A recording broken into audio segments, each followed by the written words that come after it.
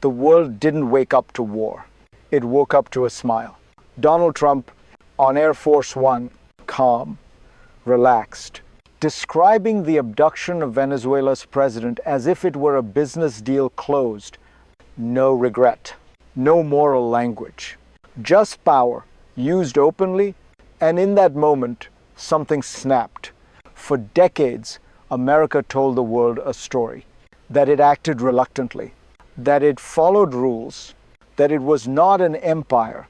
That story is now over. This is our hemisphere, the US government declared, not a warning. A claim, oil, territory, governments. Back on the table, this wasn't about Venezuela alone. It was about a shift from justification to ownership, from denial to pride. If you feel unsettled, you should, because when the strongest country stops pretending, the rules change for everyone. Stay with me. Because the real question isn't what happened in Venezuela, it's what kind of world comes next. To understand this moment, we need to slow down and look past the spectacle. Venezuela was not a random target. It was a signal that America's foreign policy is no longer hiding behind ideals, no longer speaking the language of restraint. It is speaking the language of power. The president did not claim moral urgency. He claimed control. He said the United States was in charge of Venezuela. He spoke of oil, of US companies moving in, of other countries that could be next, Cuba, Colombia, even Greenland. This is not improvisation.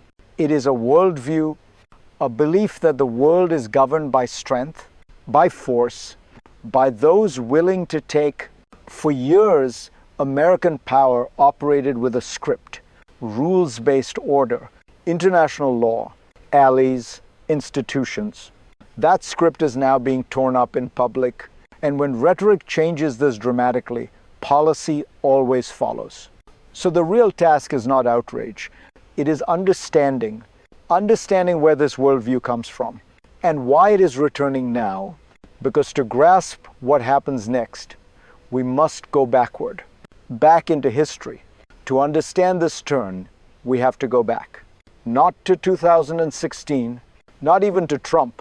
Much further, the United States was born rejecting empire, a revolt against British rule, an identity built on refusal. In 1823, the Monroe Doctrine followed that logic. It was defensive, a warning to Europe, stay out of the Americas. Not conquest, containment, but history rarely stays pure. By 1904, the doctrine had changed. Teddy Roosevelt rewrote it. Power replaced principle.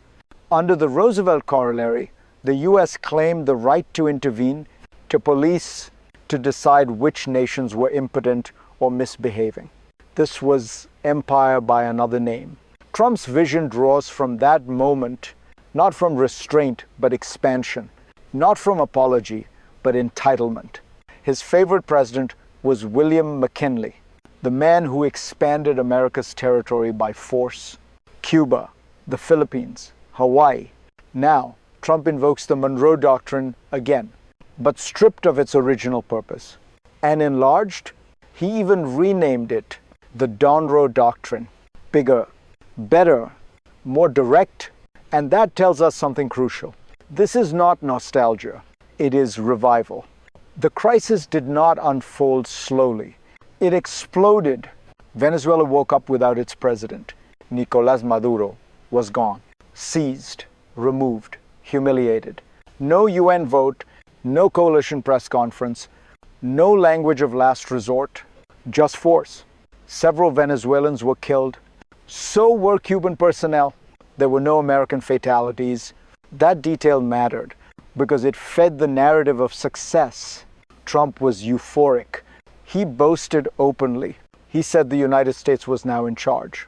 US companies, he promised, would soon extract Venezuela's oil, not negotiate, extract. Then came the warnings. Cuba, he said, was ready to fall. Colombia's president was a sick man. Greenland would be taken for national security. This was not deterrence. It was demonstration, a message to allies, to rivals, to smaller states watching in fear. If you are weak, you are vulnerable. If you are valuable, you are next. If this feels shocking, pause for a moment, because moments like this are rarely accidents. They are tests, and once a test succeeds, it invites repetition. If you're trying to make sense of this, keep listening, because the real story is not the raid. It's the system that made it possible. What makes this moment dangerous is not bravado. It is coherence. Behind the spectacle sits an idea, simple, brutal, internally consistent. Stephen Miller said it plainly. The world is governed by strength, by force, by power, not norms, not rules, not apologies. In this view, the post-1945 order was a mistake, an era of self-punishment. Empires dissolved, aid was given, power was restrained. Miller called it a neoliberal experiment, one that weakened the West. Trump absorbed that logic instinctively. As a developer, as a deal maker, as a man who believes ownership matters more than legitimacy, assets in this worldview are not sacred. They are reclaimable. Oil infrastructure in Venezuela was stolen.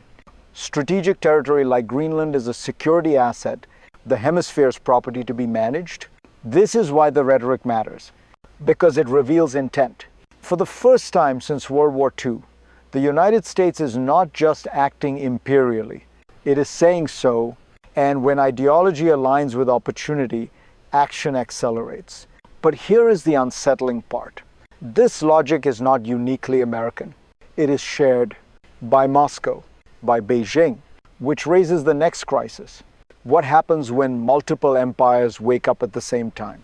The warning came at sea, quiet, technical, easy to miss.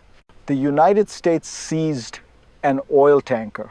The Marinera, Russian-flagged, escorted by a Russian submarine. No shots fired, no headlines screaming war. But the meaning was unmistakable. This was no longer about Venezuela. This was about boundaries and who gets to cross them. For years, the great powers learned to coexist uneasily, carefully. Russia took Ukraine's edge. China pressed the South China Sea. America enforced rules selectively but denied empire. That balance is now cracking. Trump is not saying, I want to be the only empire. He is saying something colder. I'm fine with empires, including mine. Spheres of influence are back. Deals are imaginable. Hints, nods, silence. Russia once suggested a trade. Venezuela for Ukraine. It was rejected then, but appetites evolve, and the risk is no longer collision at the top. It is crushing pressure below. Smaller states, resource-rich states, states without protection. They become the terrain where empires test each other, and history tells us something sobering. That phase never stays contained. Now let me bring this closer to you, because empire is never experienced in speeches. It is experienced in lives. If you live in a country like Venezuela, this is not theory. It is fear. Markets freeze, borders tighten, jobs disappear overnight. You don't debate doctrine. You worry about food, about safety, about whether tomorrow will look like yesterday. And even if you don't live there, don't look away. Because this logic doesn't stop at borders. It spreads higher energy prices, more instability, more refugees, more anger looking for someone to blame. You feel it in inflation, in uncertainty, in the sense that the ground is shifting under your feet. Empires always promise order, but they deliver anxiety. If you're watching this and feeling uneasy, that's not weakness. That's awareness. This is the moment where understanding becomes responsibility. If this analysis helps you see the world more clearly, pause for a second. Share it, because clarity is rare when power speaks loudly. And stay with me, because what happens next doesn't stay local. It goes global. Zoom out. This is no longer an American story. It is a global one. When Washington claims a hemisphere, others listen. And they learn Moscow hears permission, Beijing hears precedent. Putin already speaks the language of restoration. Lost lands, historic rights, blood and soil. She speaks of rejuvenation, of ending humiliation, of bringing Taiwan home. Different histories, same logic. Power justifies itself. When America drops the language of restraint, it weakens it everywhere. Why should others pretend? Alliance strain, NATO tremble, rules blur. Greenland suddenly matters. The Pacific feels closer. The Middle East looks exposed. And the world becomes transactional, not moral, not legal, transactional. Who has strength, who has resources, who can enforce claims. This is how uncertainty spreads. Not with explosions, but with calculations. Every capital now asks the same question. If power decides everything, who protects us? And that brings us to the future. Not one future.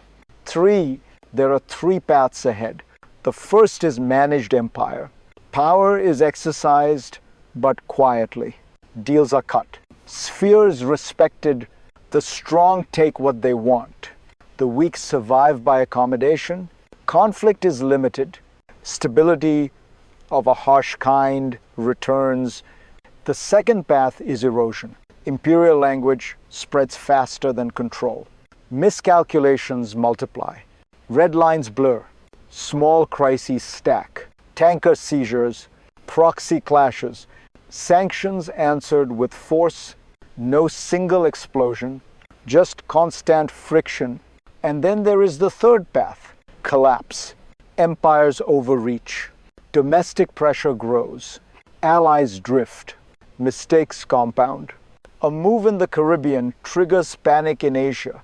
A strike meant to signal strength exposes weakness. And escalation becomes automatic. History is unforgiving here. Every imperial age believes it is smarter than the last. Everyone is wrong. The future depends on a single variable. Not ideology. Not doctrine. Restraint, where the leaders remember that power, once unleashed, rarely stays controlled. And that brings us to the final question. What do we do with this knowledge? Empires do not announce their end. They drift into it, not with defeat, but with confidence. The confidence that power alone is enough. That rules were always optional. That history can be bent without cost. That is the real lesson of Venezuela. Not that America acted, but that it spoke differently while acting. Openly, proudly, without the language of restraint.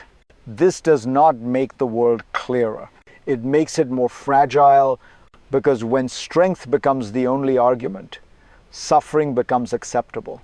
And when suffering is normalized, instability follows. You don't need to choose a side to see this. You only need to pay attention. The age of denial is over. The age of naked power has returned. If you want to understand where this leads, don't stop here. This conversation is just beginning. Follow this channel. Share this analysis. Because in a world where power speaks louder than truth, understanding is the last form of resistance. And the next chapter of this story is already being written.